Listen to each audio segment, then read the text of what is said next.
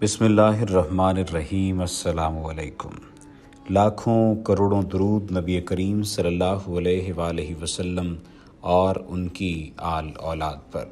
وہ تمام لوگ جو اس سیریز کو سن رہے ہیں ان سے التماس ہے کہ وہ رسول نبی کریم صلی اللہ علیہ وآلہ وسلم کی آل اولاد پر درود کا نذرانہ بھیجنے کے بعد کمنٹ سیکشن میں الحمدللہ لکھ دیں اور بتا دیں کہ انہوں نے درود پاک کا نذرانہ پیش کر دیا۔ ناظرین گرامی، گزشتہ ویڈیو میں ہم نے آپ کو بتایا تھا کہ جب یزید لعین نے گورنر مدینہ کو خط لکھ کر کہا کہ اگر امام حسین بیعت نہ کریں تو انہیں ہرگز مت چھوڑنا، اس کے ساتھ ساتھ اہل کوفہ نے جس طرح حضرت امام حسین کو کوفہ میں دعوت دی، پھر عبداللہ بن عباس اور جلیل القدر صحابہ کرام رضوان اللہ علیہم اجمعین نے حضرت امام حسین کو تنبیہ کی کہ کوفی بے وفا ہیں، نہ جائیں۔ حضرت مسلم بن عقیل کو پھر بھیجا گیا اور پھر کس طرح سے ہزاروں کوفیوں نے حضرت مسلم بن عقیل رضی اللہ تعالیٰ عنہ کے ہاتھ پر بیعت کی اور پھر اس کے بعد حضرت امام حسین کو کوفہ آنے کی دعوت دی، کہ ہم گزشتہ ویڈیو میں آپ کو بتا چکے ہیں۔ وہ تمام احباب جنہوں نے ابھی ہمیں جوائن کیا ہے اس ویڈیو سے، ان سے التماس ہے کہ آپ گزشتہ ویڈیوز کو بھی دیکھ لیجئے تاکہ اس پورے واقعے کا پس منظر آپ کو معلوم ہو جائے۔ آج کی اس ویڈیو میں ہم آپ کو کوفہ کے گورنر کی معزولی، ابن زیاد کے تقرر، ابن زیاد کے کوفہ میں داخلے اور اس کے ساتھ ساتھ ان تمام تر واقعات کے بارے میں بتائیں گے جو کہ ابھی تک نہیں جانے جا سکے، یا یوں کہہ لیجئے کہ ابن زیاد کی مکروہ سازشوں کا ذکر کریں گے۔ کوفہ جانے کے لیے امام پاک نے جس طرح فیصلہ کیا وہ سبھی لوگوں کو ہم گزشتہ ویڈیو میں بتا چکے ہیں۔ کوفہ کے گورنر کی معزولی اور ابن زیاد کے تقرر کی بات کر لیتے ہیں۔ کوفہ کا گورنر اس وقت جو شخص تھا اس کا نام نعمان بن بشیر تھا۔ یہ حضور کے صحابہ اور خانوادہ رسول کے غلاموں میں سے تھا۔ وہ اگرچہ حکومت کے ایک ذمہ دار عہدے پر فائز تھا، لیکن اس کے دل میں اس عہدے کی محبت نہ تھی۔ وہ اس پر غلامی رسول اور عشق حسین کو ترجیح دیتا تھا، اس لیے مسلم بن عقیل کی راہ میں کوئی رکاوٹ نہ ڈالی اور خاموشی سے سب کچھ گوارا کیا۔ یزیدی حکومت کے حامیوں نے دیکھا کہ کایا پلٹ جانے کا امکان ہے تو وہ حضرت نعمان بن بشیر کے پاس آئے اور آ کر کہا کہ نعمان بن بشیر، کوفہ شہر یزید کی حکومت سے نکلا جا رہا ہے، امام حسین کے حق میں لوگ جوک در جوک مسلم بن عقیل کے ہاتھوں پر بیعت کر رہے ہیں اور تو خاموشی سے تماشا دیکھے جا رہا ہے۔ مسلم بن عقیل کو گرفتار کر اور قتل کر کے ان کا صفایا کر دے تاکہ فتنہ و فساد کا امکان باقی نہ رہے۔ نعمان رضی اللہ تعالیٰ عنہ کسی قیمت پر بھی اس اقدام کے لیے آمادہ نہ تھے۔ انہوں نے ٹالنے کی کوشش کی، فرمایا مسلم بن عقیل نے چونکہ بیعت خفیہ لی ہے تو یہ مناسب نہیں کہ علل اعلان انہیں گرفتار کروں، میں بھی خفیہ طور پر کچھ اقدام کروں گا۔ لوگ سمجھ گئے کہ خانوادہ رسول کے خلاف اس غلامی اور محبت رسول کے رشتے سے کوئی اقدام کرنے پر تیار نہیں ہے۔ یزیدی حکومت کے حامیوں کا یہ وفد یزید کے پاس پہنچا اور اس کو صورتحال سے آگاہ کیا اور کہا کہ نعمان بن بشیر قطعاً تیری حکومت کے مفادات کے تحفظ پر آمادہ نہیں۔ امام حسین کی آمد ہے اور لوگ مسلم بن عقیل کے ہاتھ پر جوک در جوک بیعت کر رہے ہیں۔ کوفہ اور بصرہ بھی تیرے اقتدار سے نکل جانے کو ہے، تو فوراً اس کے لیے کوئی بندوبست کر۔ یزید نے اپنے ایک خاندانی غلام کو بلایا۔ یہ حضرت امیر معاویہ کا معتمد غلام تھا۔ یزید نے اس کی گود میں پرورش پائی تھی اور یہ اسی کے خاندان کا رازدار تھا۔ اس محرم راز سے پوچھا کہ حالات یہ ہیں، تو بتا میں کیا کروں؟ اس نے کہا یہ درست ہے کہ تو زیاد بن ابو سفیان کو اچھا نہیں سمجھتا۔ تیرے باپ حضرت امیر معاویہ نے زیاد کو تیرے دادا ابو سفیان کا بیٹا ظاہر کیا تھا، لیکن لونڈی کے بطن سے ہونے کے بنا پر تیرے باپ نے اسے گوارا نہ کیا اور ہمیشہ حقیر نظروں سے دیکھا۔ پھر جب تیری تخت نشینی کا وقت آیا تو زیاد بن ابو سفیان نے تیری تخت نشینی کی بھی مخالفت کی، تو اس وجہ سے بھی اسے اچھا نہیں سمجھتا اور اس کے بیٹے عبیداللہ ابن زیاد کو بھی اسی نسبت سے برا جانتا ہے۔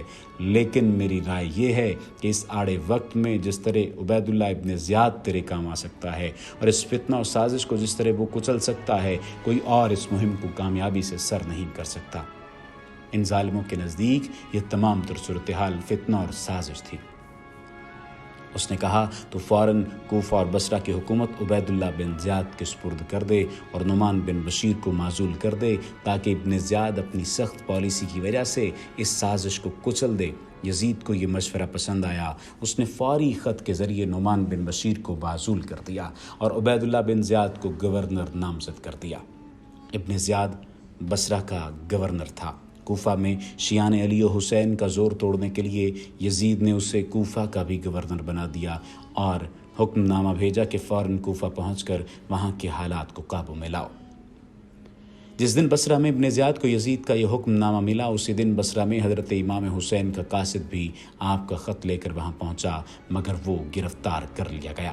ابن زیاد نے لوگوں کو مرعوب و خوفزدہ کرنے کے لیے ایک جلسہ عام کا اہتمام کیا۔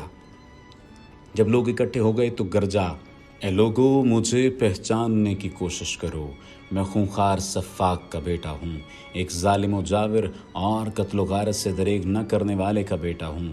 میرا باپ صفاق تھا اور میں بھی صفاق ہوں۔ جو شخص یزید کی بیعت اور حکومت سے روگردانی کرے گا اور امام حسین اور مسلم بن عقیل کی بیعت کی بات کرے گا، میں اس کے ٹکڑے ٹکڑے کر دوں گا، اس کو تباہ و برباد کر کے رکھ دوں گا، صفحہ ہستی سے مٹا دوں گا۔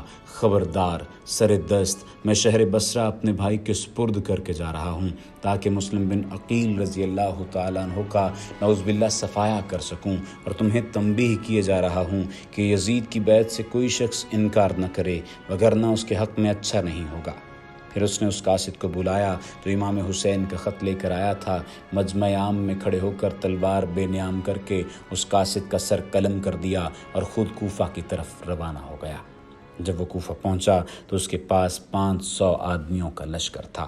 قادسیہ کے مقام پر باقی لوگوں کو چھوڑ کر 100 افراد کو ساتھ لیا اور اپنا لباس اتار کر حجازی لباس پہنا، چہرہ کپڑے میں چھپا لیا تاکہ لوگوں کو مغالطہ ہو کہ امام حسین نہ گئے ہیں۔ پھر وہ مغرب اور عشاء کے درمیان کوفہ میں داخل ہوا۔ اس وقت لوگ اس چشم و چراغ خانوادہ نبوت امام حسین کی آمد کے منتظر تھے اور حسرت بھری نگاہوں سے ان کی راہ دیکھ رہے تھے۔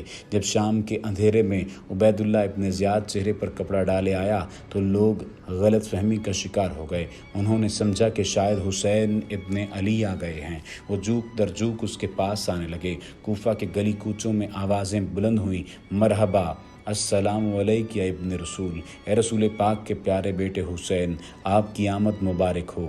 ہر طرف شور و غل بپا ہو گیا، حتیٰ کہ نعمان بن بشیر نے بھی سمجھا کہ امام حسین آ گئے ہیں۔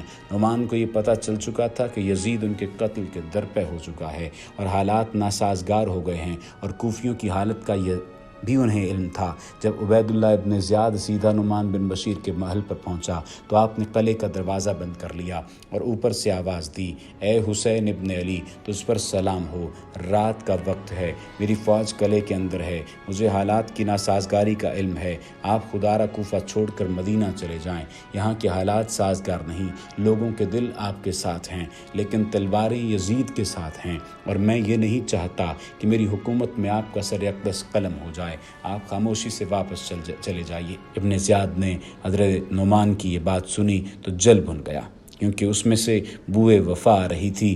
گرج کر بولا، دروازہ کھولو، میں ابن زیاد ہوں۔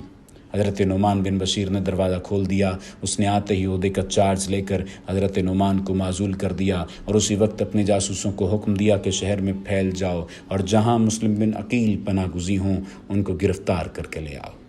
اگلے روز ابن زیاد نے کوفہ میں ایک جلسہ عام کا انتظام کیا۔ اس میں ہزاروں افراد جمع کر کے اس نے برملا اعلان کر دیا کہ تم لوگ جانتے ہو میرا باپ زیاد جلاد تھا، صفاق تھا، خونریز تھا، اور میں بھی خونریز اور صفاق ہوں۔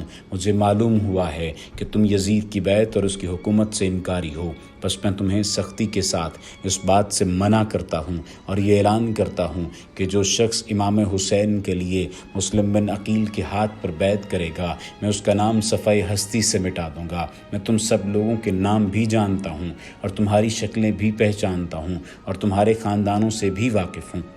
اس کی اس ہیبت ناک گفتگو کے نتیجے میں وہ ہزاروں کوفی جو حضرت علی رضی اللہ تعالیٰ عنہ اور حضرت امام حسین رضی اللہ تعالیٰ عنہ کی حمایت اور غیر مشروط وفاداری کے علم بردار تھے، وہ اپنی بزدلی کے باعث انہی قدموں پر پیچھے ہٹ گئے اور بہت سے لوگ خوف کے مارے چھپ گئے۔ بعد ازاں حضرت مسلم بن عقیل کی رہائش کی صحیح خبر معلوم کرنے کے لیے ایک غلام کو 3000 درہم دے کر بھیجا۔ اس کو اطلاع ہو گئی تھی کہ حضرت مسلم بن عقیل اس وقت کوفہ کے ایک رئیس، ایک امیر کبیر شخص کے گھر میں موجود ہیں جس کا نام ہانی بن عروہ ہے اور اہل بیت کے ساتھ محبت کرنے والا ہے۔ اس غلام سے کہا کہ تم ہانی کے گھر جاؤ اور یہ ظاہر کرو کہ تمہیں بصرہ والوں نے امام حسین کے حق میں حضرت مسلم بن عقیل کے ہاتھ پر بیعت کرنے کے لیے بطور نمائندہ بھیجا ہے اور یہ 3000 درہم انہوں نے بطور ہدیہ بھیجے ہیں۔ اس بہانے صحیح صورتحال سے آگاہ کرو اور مجھے خبر کرو۔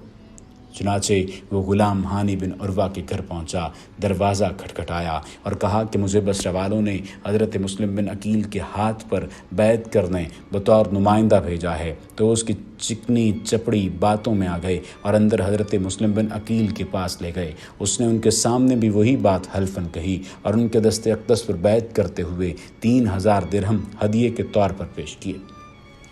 واپس آ کر اس نے ابن زیاد کو خبر کی۔ ابن زیاد نے اگلے روز ہانی بن عروہ کو بلایا اور کہا کہ ہانی، تم جانتے ہو میرے باپ زیاد بن سفیان نے کوفہ میں ایک شخص کو بھی خاندان نبوت سے محبت کرنے والا نہیں چھوڑا تھا، تیرے سوا سب کو ختم کر دیا تھا اور تجھ پر احسان کرتے ہوئے میرے والد نے تجھے معاف کر دیا تھا، لیکن آج اسی اہل بیت کی محبت میں بنو امیہ کی دشمنی کما رہے ہو اور بنو امیہ اور یزید کے دشمن کو اپنے گھر پناہ دے رہے ہو۔ حضرت ہانی نے انکار کر دیا، لیکن جب اس نے غدار غلام کو پیش کیا تو آپ سمجھ گئے کہ سازش کا شکار ہو گئے ہیں اور ابن زیاد کو علم ہو گیا ہے۔ ابن زیاد بولا، اب مسلم بن عقیل کو میرے سپرد کر دو۔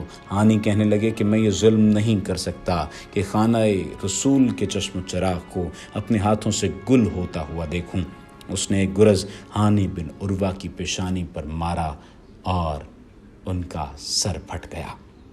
آئندہ آنے والی ویڈیو میں ہم آپ کو اہل کوفہ کی بے وفائی کے بارے میں بتائیں گے اور آپ کو امام مسلم بن عقیل کے شہادت کے بارے میں بتائیں گے، اور پھر جب ان کے سر کوفیوں میں پھینکے گئے اس واقعے کے بارے میں بتائیں گے، اور امام مسلم کے 2 صاحبزادوں ان معصومین کی شہادت کا بھی ذکر کیا جائے گا۔